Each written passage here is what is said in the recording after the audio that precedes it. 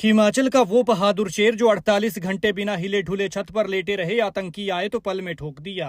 न खाना खाया, न पानी पिया, यूरिन भी बोतल में किया। जिसे आर्मी भगवान मानती है, अफसर बड़ा भाई कहते थे, मौत के मुंह में खड़े थे लेकिन चकमा देकर निकल आए। फिर कहा जाने लगा रैम्बो। पेंटागन में लेक्चर दिया, शक्ल जितनी शांत, दुश्मनों के लिए उतने ही घातक। वो डरते नहीं थे बल्कि डर को भी उनसे डर लगता था। बहादुरी के किस्से ऐसे कि सुनकर हर हिमाचली का सीना गर्व से चौड़ा हो जाएगा। वो अकेले थे लेकिन 100 के बराबर थे, दुश्मन भी नाम से कतराते थे।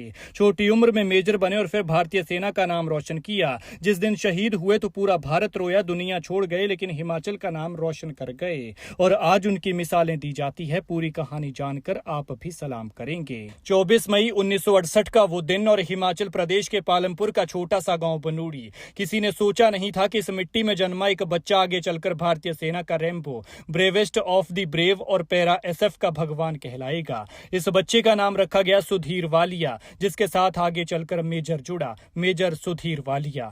पिता सूबेदार रुलियाराम वालिया सेना में थे। घर में वर्दी का सम्मान था और उसी सम्मान ने सुधीर के भीतर देशभक्ति की आग जला दी। सैनिक स्कूल सुजानपुर, पहले ही प्रयास में एनडीए क्लियर। महज 20 साल की उम्र में आईएमए से पास आउट होकर भारतीय सेना में अफसर बन गए। लेकिन उनका सपना सिर्फ फौजी बनना नहीं था, वो बनना चाहते थे दुश्मन का सबसे बड़ा खौफ। श्रीलंका ऑपरेशन के दौरान उनका दिल पैरा स्पेशल फोर्सेस पर आ गया और 1990 में वो भारतीय सेना की सबसे खतरनाक यूनिट 9 पैरा एसएफ का हिस्सा बन गए। इसके बाद शुरू हुई उस योद्धा की कहानी जिसे सुनकर आज भी पैरा स्पेशल फोर्सेस के जवानों की रगों में बिजली दौड़ जाती है। कर्नल हेमोंटो पेंगिंग बताते हैं कि एक बार सूचना मिली कि आतंकवादी एक दुकान में आते हैं। मेजर सुधीर वालिया उस दुकान की पतली लकड़ी वाली छत पर जाकर लेट गए। 1 घंटा नहीं, 10 घंटे नहीं, पूरा दिन नहीं, बल्कि पूरे 48 घंटे बिना हिले, बिना आवाज किए। यहां तक कि दुश्मन को भनक न लगे इसलिए पेशाब तक बोतल में किया। और जैसे ही आतंकी नीचे आए तो अचानक छत टूटी,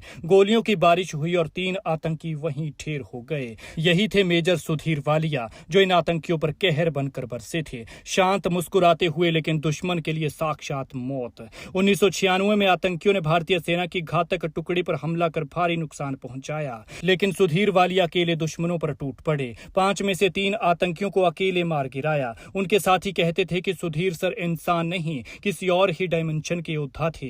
पैरा एसएफ के जवान उन्हें भगवान मानते थे। मेजर अभय सप्रू उन्हें किलिंग जेंटलमैन कहते थे। चेहरे पर विनम्रता लेकिन युद्ध भूमि में काल। 2 बार सियाचिन में तैनाती, जहां सांस लेना भी मुश्किल होता है, वहां भी ये शेर दुश्मन के सामने चट्टान बनकर खड़ा रहा और उसकी दहाड़ से दुश्मनों का कलेजा कांप गया। फिर आया साल 1997। अमेरिका में 80 देशों की स्पेशल फोर्सेस के बीच आयोजित कमांडो ट्रेनिंग, जिसमें भारत का ये वीर पूरे कोर्स में नंबर 1 रहा।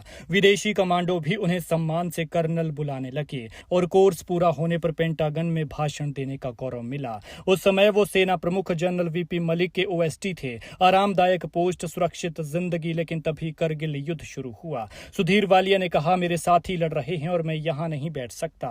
वो खुद जिद करके करगिल पहुंचे, बर्फ से ढकी मौत की चोटियों पर लड़े और जुल्लू टॉप पर तिरंगा फहराने वालों में सबसे आगे रहे। भारत जीत गया, करगिल विजय का सूरज चमक उठा। लेकिन इस वीर की आखिरी लड़ाई अभी बाकी थी। अगस्त 1999, कश्मीर के हफुरदा जंगल, घना अंधेरा, चारों तरफ आतंकवादी और मेजर सुधीर वालिया गंभीर रूप से घायल थे लेकिन घातक थे।